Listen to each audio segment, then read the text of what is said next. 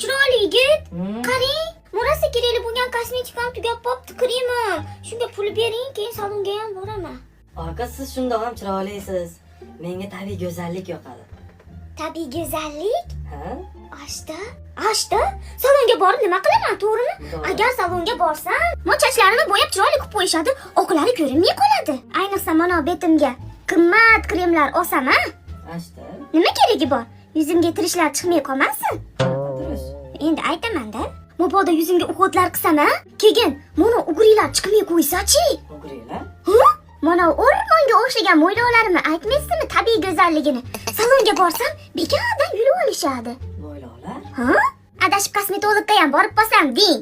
Mana yuzlarimni tozalashib, burnimdagi qop-qora nuqtalarimni ketkizishib, yuzimni cho'tki qilib yaltillatib qo'yishsa, undan uyda o'tirar. Shunaqa. Tabiiy go'zal bola. Oy qiz, hazillashuvdim. Tabiiy go'zallik bunaqa bo'lsa, bo'lmagani yaxshi-kan. Yo'q, endi ya, meni tabiiy chiroyligim sizga yoqasidi-yu. Men gapirib beraman, ushlayman ona. Ha? Bir o'zingiz remont qilib keling. Ha?